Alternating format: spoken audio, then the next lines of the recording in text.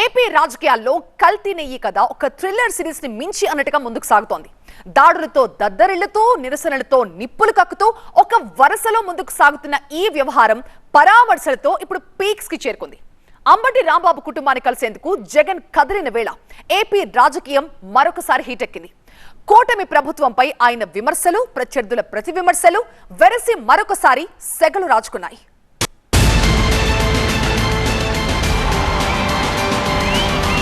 అంబటి కుటుంబానికి జగన్ పరామర్శ. ఎంతకైనా తెగిస్తాం, ఎందాకైనా పోరాడతాం.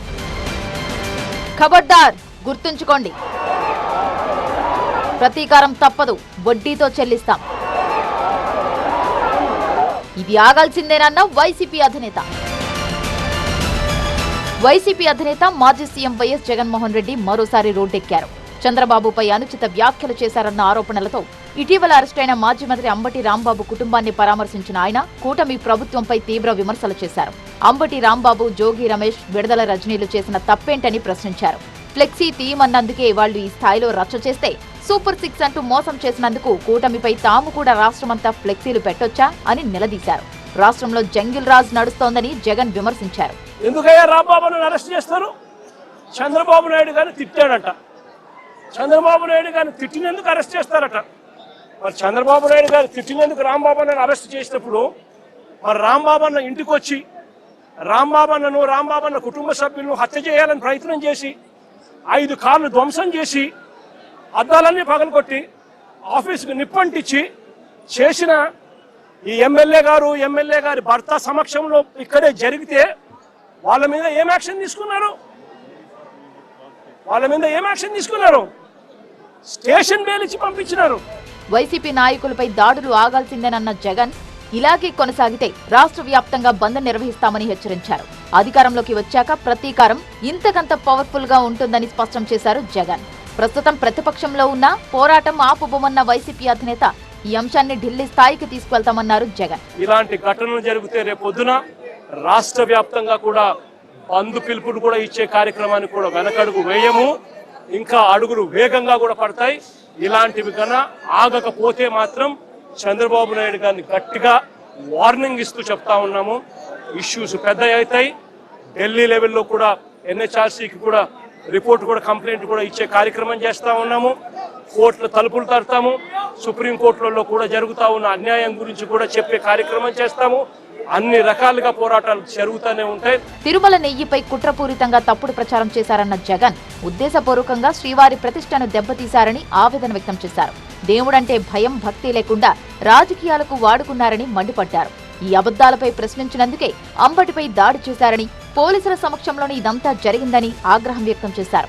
ఘటన జరిగిన సమయంలో తమ నాయకులు ఫోన్ చేస్తే ఐజీ, ఎస్పీలు స్పందించలేదన్న జగన్ ఒక్కొక్కరికి వడ్డీతో సహా చెల్లిస్తామని హెచ్చరించారు. కాపు కులంలో టైగర్ గా విలువలతో రాజకీయాలు చేస్తున్న అంబటి రాంబాబును కావాలనే టార్గెట్ చేశారన్న జగన్ విషబీజాలు నాటడం మాని ఇచ్చిన హామీలు అమలు చేయడంపై ప్రభుత్వం దృష్టి పెట్టాలని హితవు పలికారు. అందరినీ కూడా బోన్లలో నిలబెడతాము. సాక్ష్యాలు, ఆధారాలతో సహా యూనిఫామ్లు ఒక్కొక్కరికి కూడా ఇప్పించి వీళ్ళందరితో పాటు ఈ కాన్స్పిరసీలో భాగమైన ఇతర రాజకీయ నాయకులు ఎవరైతే చేసినారో వాళ్ళందరినీ కూడా ఒక్కలో పెట్టి న్యాయం జరిగేట్టుగా వడ్డీతో సహా వీళ్ళంతా కూడా చెల్లించే పరిస్థితి కూడా వస్తుందని కూడా ఈ సందర్భంగా ప్రతి ఒక్కరికి కూడా హెచ్చరిస్తా ఉన్నా. కూటమిపై విమర్శలు, అధికారులకు హెచ్చరికలు ఇవన్నీ పక్కన పెడితే గుంటూరు పర్యటన సందర్భంగా మరోసారి భారీ బల ప్రదర్శన చేశారు జగన్. ట్రాఫిక్ క్లియరెన్స్ గనక ఉంటే సరిగ్గా 15-20 నిమిషాల్లో చేరుకునే దూరానికి జగన్ కాన్వాయ్ తీసుకున్న సమయం అక్షరాల 6 గంటలు. దీన్ని బట్టే తాడేపల్లి టు గుంటూరు మధ్య జగన్ జర్నీ ఎలా సాగిందో అర్థం చేసుకోవచ్చు. ఉదయం 10:30కు తాడేపల్లి నివాసం నుంచి బయలుదేరిన జగన్ గంటకో స్పాట్కు చేరుకుంటూ మధ్యాహ్నం 1:20 గుంటూరు సిటీలోకి ఎంటర్ అయ్యారు. ఆ తర్వాత సైతం దాదాపు 3 గంటల ప్రయాణం తర్వాత గానీ డెస్టినేషన్ రీచ్ అవ్వలేదు జగన్. సాయంత్రం 4:30 అంబటి ఇంటికి చేరుకున్న జగన్ కుటుంబ సభ్యులను పరామర్శించి ధైర్యం చెప్పారు. జగన్ ఎలా వస్తే ఏంటి, ఆయన పర్యటన ఎలా సాగితే ఏంటి, అధికార పక్షం నుంచి విమర్శల దాడి మొదలవడం సహజంగానే ఏపీ రాజకీయాల్ని వేడెక్కించేసింది. రాష్ట్రంలోని ప్రశాంత వాతావరణాన్ని దెబ్బతీయటమే జగన్ లక్ష్యమన్న మంత్రి అనగాని సత్యప్రసాద్ తాగుబోతుల్ని వెంటేసుకుని దండయాత్ర చేశారంటూ ఆరోపణలు గుప్పించారు. అనుమతికి మించి భారీ సంఖ్యలో జనాలతో రోడ్లపైకి తీసుకొచ్చి బీభత్సం సృష్టించారని మండిపడ్డారు. మీరు ఉదయాన్నే మద్యం తాగినటువంటి వాళ్ళందరినీ కూడా మీ తోడు వేసుకుని అంత విచ్చలవిడిగా ఈరోజు గుంటూరు, ఎందుకంటే మా గుంటూరు ప్రాంతం ఇంకా ఈ రాష్ట్రం అంతటా కూడా ప్రశాంతమైన వాతావరణం ఉంది. పెట్టుబడిదారులు వస్తూ ఉన్నారు.